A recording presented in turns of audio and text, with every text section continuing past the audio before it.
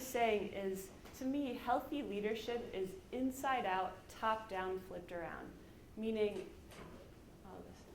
it always goes from the inside of a person, and then rather than it all being about the person at the top of the system, you want to flip that around so you're the healthy foundation, kind of providing nutrients into the soil of the organization. If it's all about just one person at the top who's the smartest and the brightest, they end up capping the growth of a company. They become a bottleneck for processes. They also become a ceiling.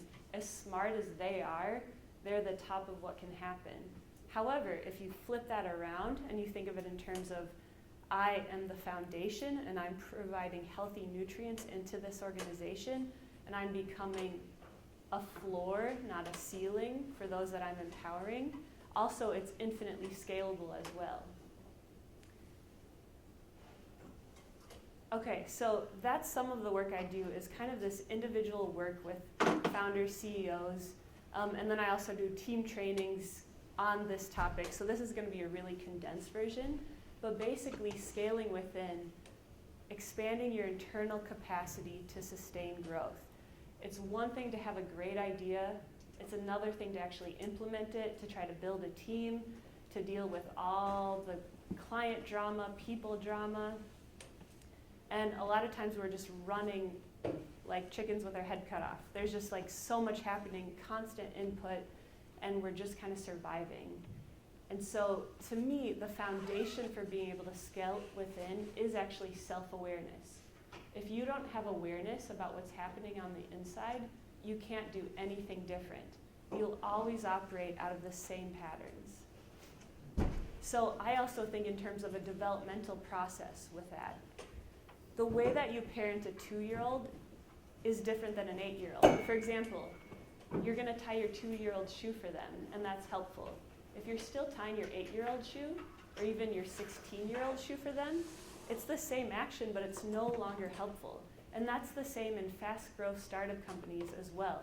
Sometimes what you have to do at the beginning just to get by, if you're still doing that at the next stage, your company can't grow in the same way. So part of this is having the awareness to recognize, okay, this worked for one stage, but if I keep operating in the same behavior, it won't take us forward.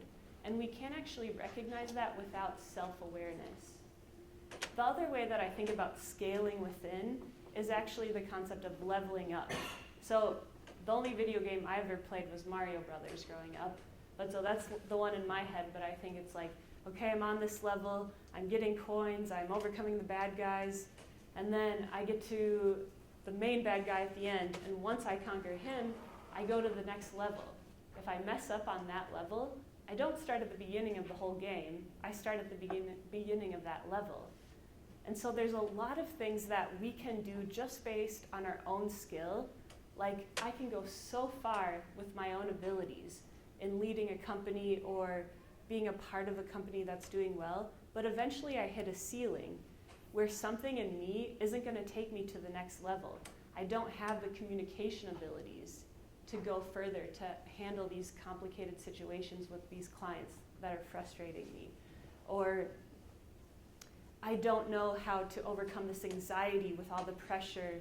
So it's kind of like, how do I stop and recognize what is the internal ceiling that I'm hitting, and what can I do to overcome that?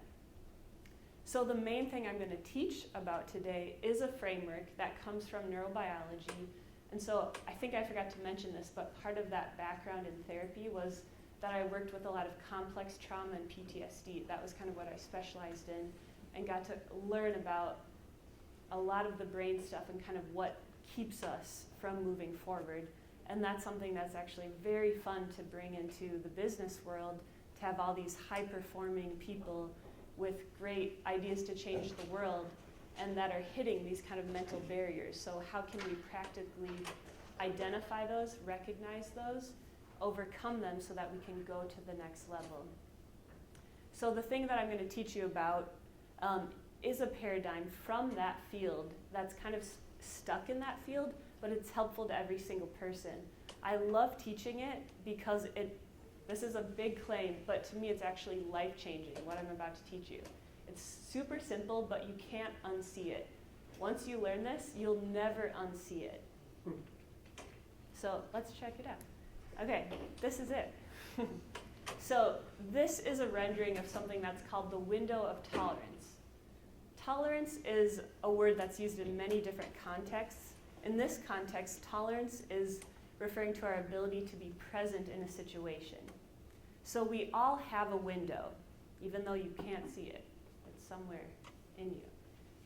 When you're in your window, you're operating from your most optimal self. Back in the therapy world, we'd call it the wisest, kindest part of who you are. So when you're in your window, it's like you can see the forest from the trees. You're on your game. You're in the zone. You're operating in a flow state. You're super present. Usually if I'm doing a more in-depth workshop where there's more time, I have people actually think through when is a time in your life where you felt most fully alive or fully yourself. For a lot of people, it's a time in nature, or it's a time when you're kind of at the top of your game in what you're doing professionally, like those moments where you're fully there.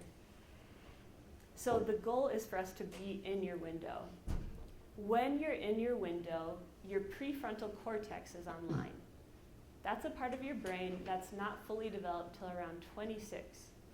And to me, that's really fascinating to think how many major life decisions many of us make before we turn 26. And I can't prove this at all, but I'm fairly self-aware, and I can remember around the time I turned 26, it was almost like there's another layer in my brain that things that I used to get stuck on, I could see it from a more complex, abstract way. Here's the difference. If you think about a kid, for example, kids are very concrete. They don't have the ability to see things from a higher perspective. So one example I like to use is, let's say there's a little boy whose father is verbally abusive to him and says, "You good-for-nothing idiot, you'll never amount to anything." That little boy doesn't have higher reasoning. He doesn't have the ability to go, "Oh, my father's just having a bad day and he's taking his stress out on me." Or his father treated him poorly and that's why he's treating me this way. They just absorb it like an emotional sponge. So for you guys, you could tell me of some hard or challenging thing that happened to you in the past week. I could ask you what that thing was, and you could put it into a narrative and tell me what happened and why it was frustrating. But a kid, a lot of times, they store it in their emotional memory and in their body memory, but they don't actually have a narrative yet. And that's actually why a lot of times we can be capable professional adults most of the time. Something gets triggered, and then suddenly it's like we're a 16-year-old, or maybe we're in our window, but we're dealing with a 16-year-old suddenly. It's like someone that can't make rational decisions. Maybe some 16-year-olds can. So we can go out of our window in two directions. If you go up the top, you go into a state of hyperarousal. If you go into a hyper state, it's like this anxious sense. It's a fast-beating heart, feeling really tense and panicky. There's a lot of high-level business executives that live their whole life just riding that line or living outside of the top. It's this really like panicky type of thing. Another thing that happens when you're in a state of hyperarousal is something called catastrophic thinking, which is like, if this happens, then this will happen, then this will happen. Then I'll lose my job, and then I won't have money to provide for my family, and then my wife will divorce me, and then I won't have a legacy, or we just go from 0 to none. Has anyone ever experienced catastrophic thinking in their life? A couple? Yeah. So the other thing about if you go out of your window into a hyper state, you're entering a state of fight or flight. You guys ever heard of fight or flight? Okay. So if I'm walking down the street and someone kind of threatening is starting to come behind me, it's helpful for me to go into fight or flight. I want my prefrontal cortex to shut down, and I want to either run or punch them. It's not the time for me to pause and go, I wonder what happened to them in their childhood. Like, what's causing them to be chasing me right now? It's not the time for that. If you're in legitimate danger, you want your higher thinking to shut down, because our higher thinking is more thorough and complex, there's times for that, but if you're in real danger, it's not the time for that. However, if you're in a conversation with a loved one or a coworker or a client, it's not really helpful when you go into fight or flight mode. Because actually, when you're in fight or flight mode, you're literally accessing an earlier part of your brain. Like that example of a boy whose dad called him an idiot. Let's say that emotional feeling gets triggered later in life. It's like suddenly you get poked by that feeling and you're suddenly viewing your present situation from the neurology of when that imprinted in your brain when you were a kid. And 8-year-olds don't really know how to deal with complex adult situations. And that's why it's actually really important to recognize when you're not in your window, because it's not the time to process through things or make decisions. You literally cannot access the higher part of your brain in that moment. The other way that you can go out of your window is to go out the bottom, and that's to go into a state of hypoarousal. Whereas hyper is more an anxiety type of sensation, hypo is a little bit more depressed. It's feeling low, it's cutting off from your emotions altogether, feeling numb, just kind of shutting down, not feeling anything. Whereas the top is a fight or flight response, the bottom is a freeze response. Some people, we all have different tendencies. Some people always go to the top if they're going to leave their window. Some people always go to the bottom. Sometimes you go up and are so anxious that you can't sustain those worried thoughts that then you drop out the bottom and just shut down and not feel anything.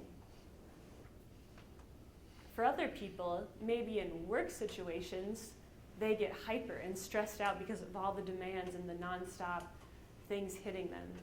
And then they go home and their spouse or partner goes out of their window and then they shut down and go into hypo.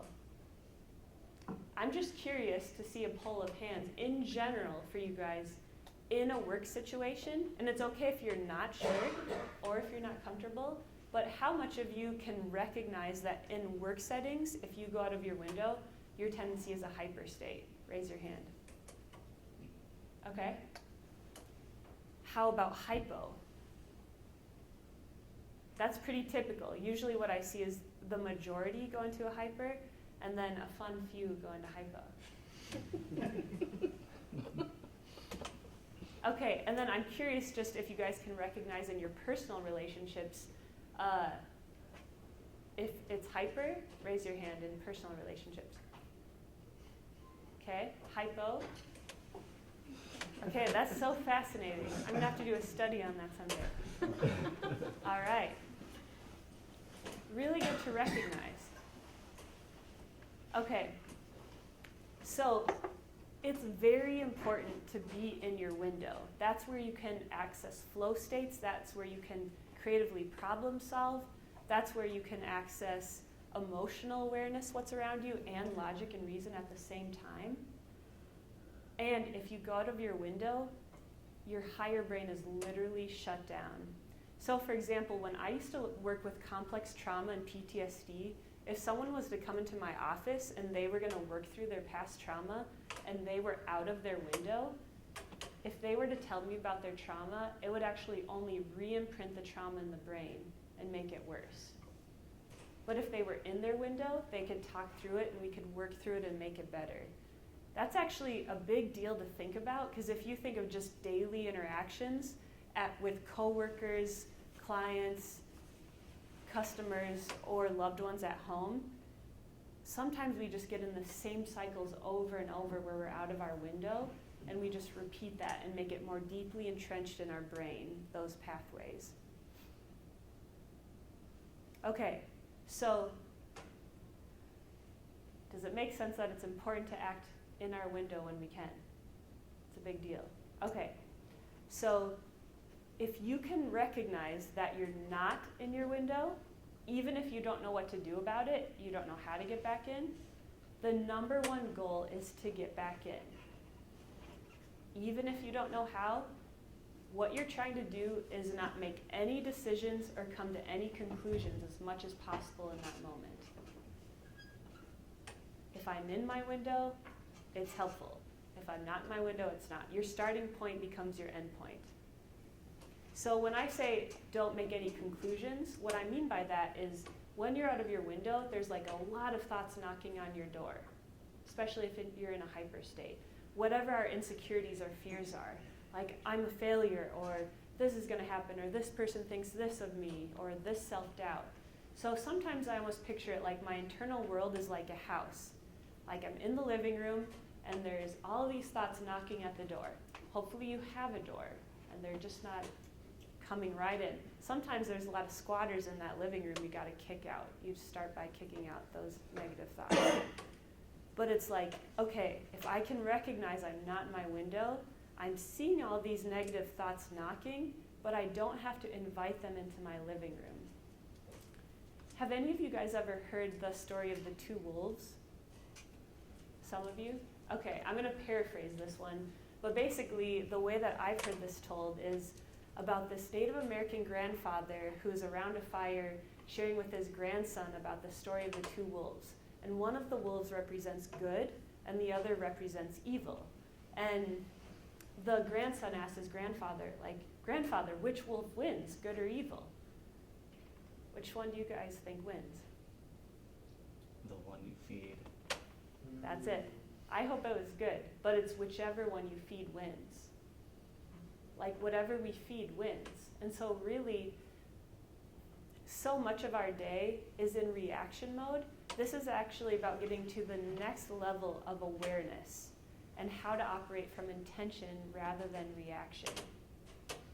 Because if we don't do things with intention, we'll always operate out of the same patterns.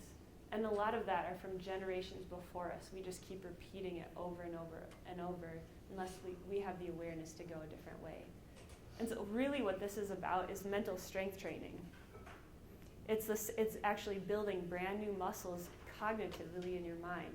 It's like going to the gym, if you've never gone to the gym before and you try to lift weights and you're sore in areas you didn't even know were a part of your body. Like, whoa, I didn't even know that was there, but it must be because it really hurts right now. So this is kind of the same in the mind. What I'm kind of just giving you the very beginning understanding of,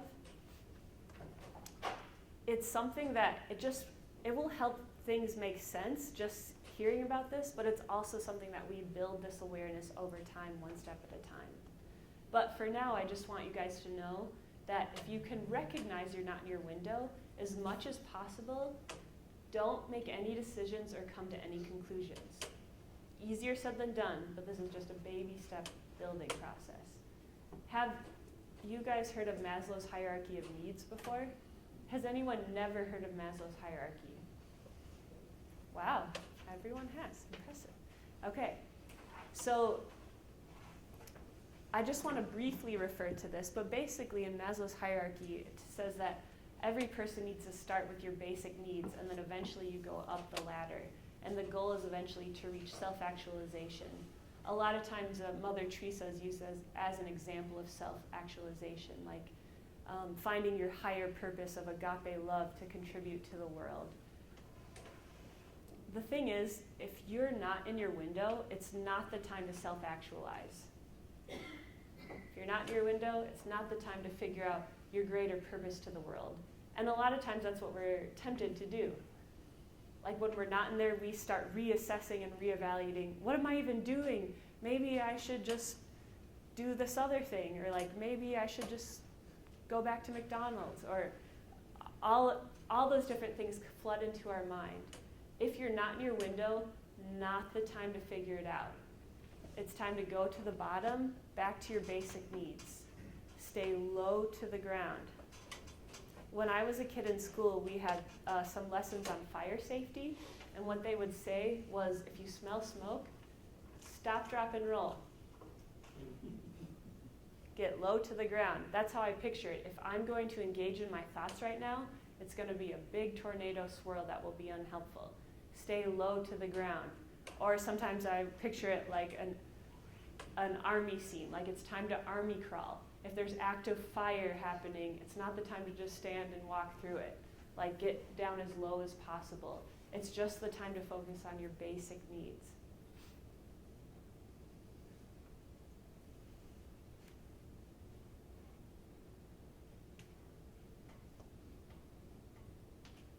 Are there any questions right now? You guys are very good listeners. Or good at being in Sure. your happy place. Do you have any, if you find yourself in a situation where you're hypo, any, in 15 seconds or less, is any suggestions on how to get yourself back into your zone? Oh, you're curious how to get back in there. Okay. Would that be helpful? Yeah, we're about to get there. That's a very good question. Okay, so I'm just about to get there, but kind of the next piece of this is the part of how are you actually growing in awareness. That's a concept that I like to call attunement. Attunement, just kind of like the musical term, but it's the ability to tune into what's happening on the inside of you. Very similar to mindfulness, which I'm pretty sure most of you, if not all of you, have heard of. Very synonymous with self-awareness. The thing about attunement is that you're being curious about what's happening on the inside of you, but from a kind and non-judgmental stance towards yourself. I repeat, from a kind and non-judgmental stance towards yourself. That's the key, because if we're recognizing that something's off, but then we get frustrated at ourselves for that, we take ourselves out of the window again, and we just go into another cycle. This is actually from the majority of my clients, like a bunch of high achievers, movers, owners of companies. Actually, not just them, pretty much everyone I've ever worked with. One of the biggest battles is your self-talk. And that's a massive thing. What's one of our presidents in the past said this, a house divided against itself cannot stand. I kind of think about that in your internal world.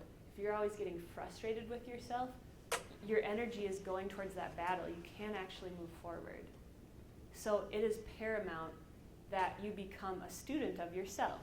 You're just being kind and curious and just learning. I heard on a podcast recently, for those who know who Jim Collins is, he was the author of Good to Great. He was on the Tim Ferriss show, and he was talking about how he would learn, because he has all these ways to optimize his schedule and his life. And he would have this little black notebook where he would just observe how he felt throughout the day, or when he felt like it was a good day or not a good day and why.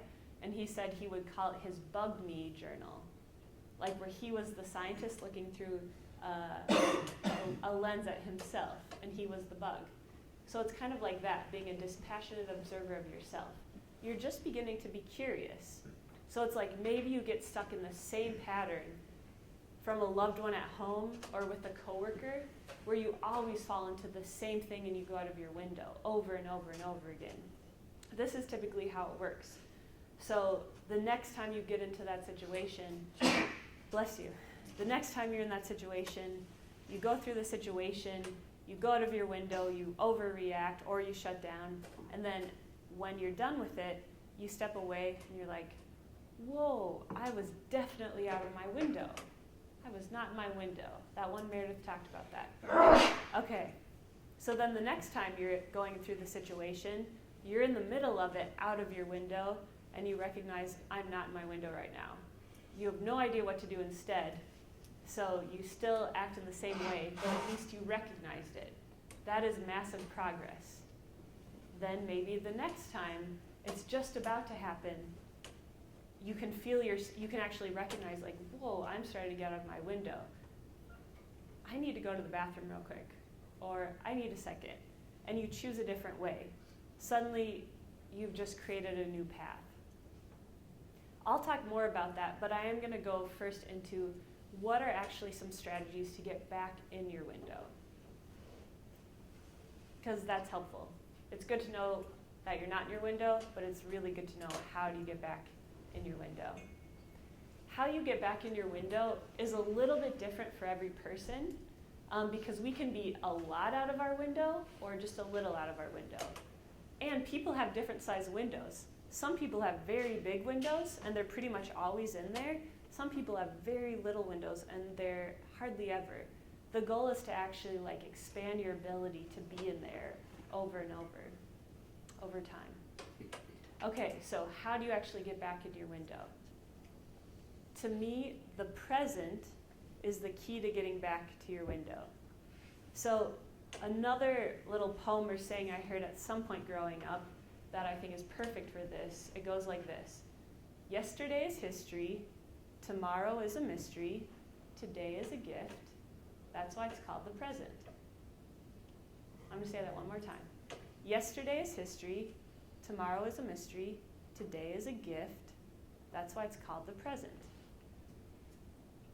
So most of us are either stuck in the past, ruminating about what should have happened in the past that didn't, or stuck in good things in the past that aren't here anymore, or we're anxious about the future, what hasn't happened yet. And we're not actually in the present. When the gift is in the present, the only way that I can seize this moment is right now. Like the gift is always in the present, which is why I love that little poem. So the goal is to be present, to not get stuck in the past or overly concerned about the future. And I would think in this crowd, there's probably a lot of people that get caught up in the future because you're building, growing, trying to do the next thing. And that is a good thing. It's just that if I'm overly focused in the future, I can never enjoy the now. If I'm always going after the next thing and the next thing, then your whole future is basically stolen from you. You never get to enjoy anything. So the gift is in the present. Actually, I'm going to say one other thing with that first. Some concept I talk about a lot is that all of our strengths become a weakness without a healthy boundary to protect it. So the very things that you're most strong in, if you don't have a healthy boundary to protect that strength, it will actually end up harming you. It's like a fire loose in a home. A fire loose in a home is destructive, but that same fire within the confines of a fireplace is cozy. You get to enjoy its warmth. That's a really positive thing. So we all have fires that we got to learn, how do we keep this actually in the fireplace versus just running amok? So, for example, one example for me, I'm an intuitive feeler. Like, I care about people's emotions. I can get in tune with them. That's something that makes me good at being a consultant or a therapist in the past, is making really safe environments where people feel cared for and they're able to let their guard down. Seen a lot of grown men cry. A lot of people, like business owners with very tough outer exteriors, just like weep or just let the guard down. So that's a strength to actually create a safe space. But if I don't have a boundary on that strength, then that very strength of being in tune with people's feelings and thoughts can actually harm me, because then I can be so tuned in that I could never speak publicly because I would be thinking about everything that you're thinking about how I'm doing. Or I could never say my opinion in a situation because it might offend someone. Another example of a strength becoming weakness without a healthy boundary is overanalyzing or thinking. So I also love to process and analyze. That's what I help people do all the time, is let's take this hard thing and let's process it and get to the bottom of it. I'm sure a lot of you guys in this room have that strength as well. If I'm in my window, that's helpful. It's helpful to problem solve and process through things. If I'm out of my window, that's a disaster. That's a fire loose in a home.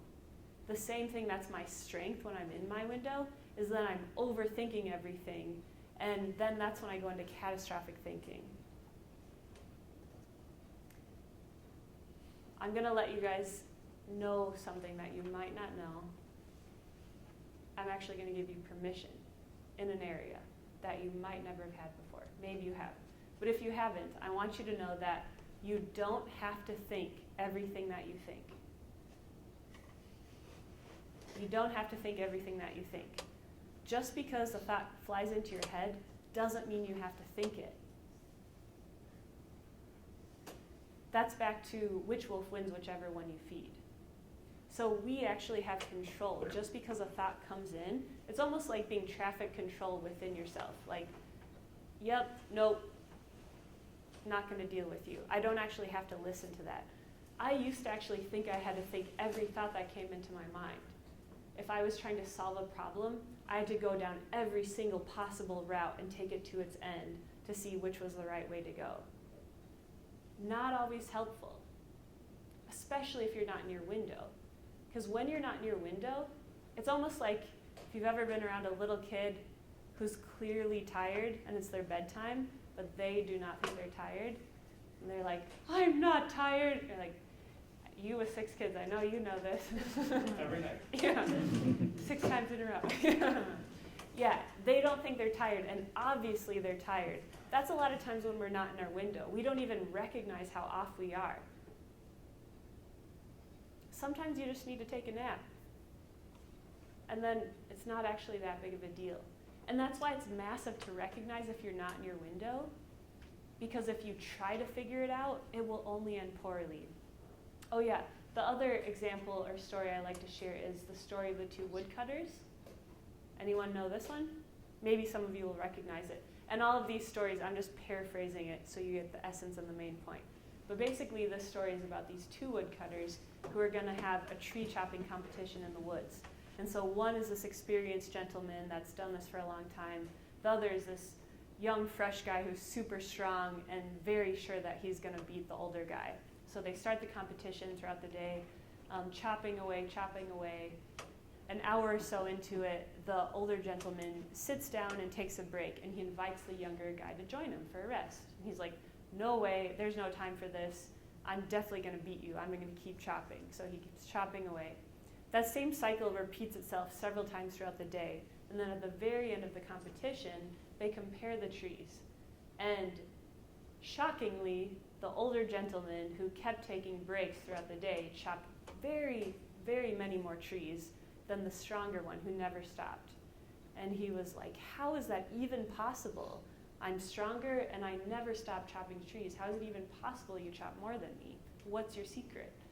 And so the older gentleman who kept taking breaks throughout said, every time I was sitting down, I was sharpening my axe. To me, that's massive. You can chop way more trees with a sharpened blade than you can with a dull blade. This is actually, to me, massive in business and the startup world and entrepreneurship, because there's always trees to chop down. There's always stuff we have to chop and chop and chop, and no one else is going to do it. And we don't think there's actually enough time, and often there's not enough time. But the thing is, it's actually better if you can recognize you're getting out of your window to pause and do whatever you have to do to get back in than to just keep going through. It's like you just keep trying to muscle through writing that email or sending those things out, and you end up kind of paralyzed, or your brain is fuzzy, or you're just kind of spinning all around. When actually, if you did what you needed to do and you came back in a fresh brain space, you could do that stuff way more rapidly. I worked with one female CEO where a very busy company, and she was always on and on and on. And what she actually started doing was like taking 20 minutes to watch Desperate Housewives. That was how she sharpened her axe. I haven't seen the show, but for her it worked. It was like she would just watch that for a little bit and be in a completely different headspace to return to, and then she could do the rest of her day. It added a ton of productivity for her. So maybe you guys have your own Desperate Housewives. Okay, so that being said, I'm going to get back into how do you actually get back in your window. So I said the present is the key, the present moment. Because if you're flying up in your mind spinning, or you're shut down, you're not present. And actually your physical body is the key to being present. Your body is the key to being present. That's really important when a lot of what most of us are doing all the time is using our mind. We're using our mind all day long to figure out stuff. Your body is actually the key. Actually, I think that's one of the reasons there's all these stereotypes. And sometimes there's actually a reason, well, this is tricky. What I'm thinking about is the high school stereotype of an athletic jock. And if you think of that stereotype, you usually don't think about an athlete being really anxious all the time.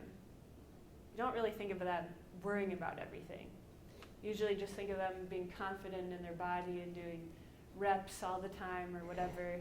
It's like part of that is they're connected to their body. They're not overly stuck in their mind. And there's actually a key in there. So when I think about getting back into the window, we're thinking about actually using our physical body.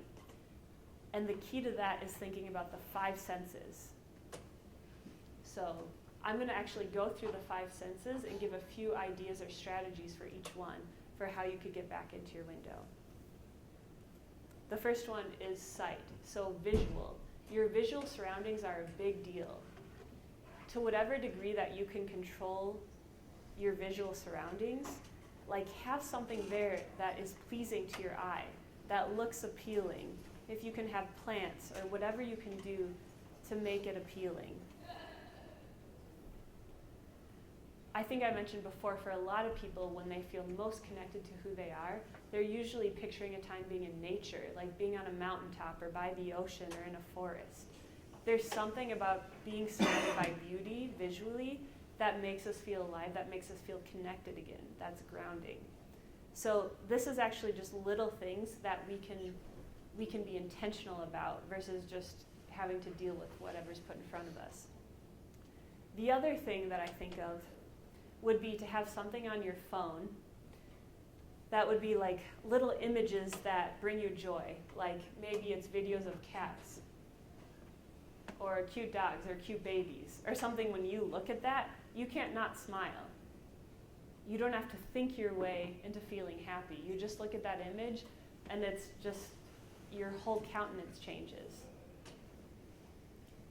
You're doing actually things to reset your brain. If you're out of your window, you're stuck in a rut neurologically. It's kind of like, I don't know about you guys, but I always have many, many, many tabs open on my computer at one time. And eventually, I get the spinning wheel of death, where it just is stuck and it spins and it spins. That's a lot of times with our mind. When that happens, I just have to restart the computer. I can't think my way out of that. So let's say you're about to give a presentation at work or in front of a new client, and you're kind of getting a little anxious. Well, like take out your phone, look at a picture of a funny cat, and you just laugh, or your kid or something, and it like gets you in a different place in your mind. Okay, so visual surroundings is one. The next one I'm going to talk about is touch, or the kinesthetics, movement. Movement is a massive one. Moving your body is a really big deal. Going for a walk, even if it's just getting out of your desk and 5 minutes around the block. Doing something to like get your heart rate up. Standing up and going like this, like we did at the beginning. There's actually one other thing I want to teach you guys. So what I want you to do, for anyone interested, is to take and hook your thumbs and to put them, hook your thumbs together, put them on your chest, and then slowly, with intention, tap one back and forth at a time. If you do this for a while, it will begin to bring calming to your body, similar to intentional deep breathing. This is called a butterfly tap. So that's something actually that you can do if you're anxious to bring calming to your body. However, there's probably not a lot of situations in public you can do that one. Unless you're highly liberated, which I also recommend. Okay, but if you can't do that one in public, one thing that you can do instead, which you can try right now, is to firmly plant both of your feet on the ground and kind of notice both of your feet, and then slowly tap them back and forth, one at a time, calmly and intentionally. And you can see the difference between that and like a restless leg syndrome, restless leg, which would be in a hyper state. So this back and forth is something called bilateral stimulation. It's something that actually takes things that are stuck in an emotional side of your brain, and it helps shift them over to logic and reason. It's similar to REM sleep, where it's processing back and forth, which is a lot of times why we feel better after a nap, or especially after a good night's sleep. It's actually the same reason, or one of the reasons, why a lot of people run to clear their mind. They don't necessarily know why it works, but one of the reasons is it's bilateral stimulation while they're running. So body movement is a big deal. That's why things like yoga help a lot of people get grounded. Intentional breathing, intentional movements, any sort of movement. Even if you think about hot or cold, like sometimes having a hot pack or a warm shower or bath or something like that. So it's just being aware of where you're at and how can you actually bring calming to your body. So the sense of smell. Essential oils is one. Has anyone never heard of essential oils in here? Yeah, those have become pretty well known at this point. So something, if you're in a hyper state, something like lavender, smelling lavender is very calming. I used to always have that in the therapy office because if trauma victims were working through something and they started to go out of their window, sometimes they would just smell the lavender and it would just bring them back into the room, back present. But if you're going into a really anxious situation, you could put a little lavender on a tissue in your pocket and just smell it. If you're in a hypo state, lavender probably isn't the best, but something like peppermint would be really helpful. Putting a little peppermint, and then even as a pick-me-up throughout the day, you just rub a little on your palms and your temples. It's like, whoa, suddenly you're alert and awake again. And you could skip coffee maybe even. Part of this is recognizing what's your starting point and which way do you need to go. So like music is another big one. If you're in a hyper state, calming music that brings you back down. Or if you're feeling low, something that's energizing and stimulating. And then the last one is taste. So like food that tastes good, sometimes brushing your teeth throughout the day. Those are all examples of things that can help you get back in your window. So this is just kind of, a beginning thing. But I just want you to start to think about that. This is something that just seeing this, you can unsee this. You're always going to see like, whoa, I'm not in my window, or that person is not in their window. But it's also a skill that you build over time. So the key is to be kind and patient with yourself. And this all is a foundation. This is just a starting point for being able to scale within. Because again, if you don't have awareness about what's happening, you can't do anything different. You'll always act out of the same patterns. So this is actually part of, if I can actually become aware of what ceilings I'm hitting, rather than getting so frustrated at myself about it, then I can begin to troubleshoot those and learn how to overcome those so that I can keep going forward. So I went a few minutes over, so if you guys have any personal questions, feel free to grab me after. But thanks for coming and thanks for listening. And, oh yeah, and I think I have information up there, so if you ever want to check out the website or social media or any way that you want to get in contact. All right, thank you guys.